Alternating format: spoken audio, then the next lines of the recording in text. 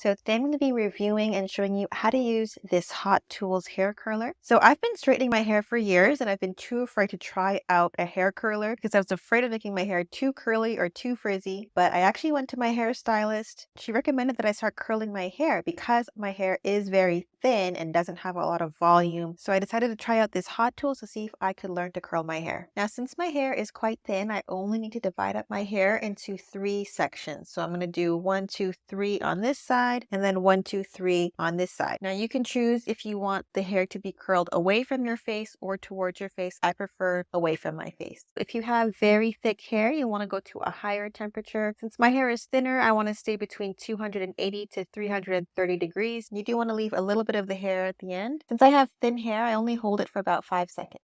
Okay, and that's it. And that was super easy. I don't know why I was so nervous to try curling my hair in the first place. Right now, beach wave hair is really in style. If you want your curls to be more defined, obviously you can hold it for longer than 5 seconds if you want to go up to 10 seconds. So you can definitely play around with it just to see what kind of style you like. I definitely recommend this tool if you're looking to create nice beachy waves in your hair.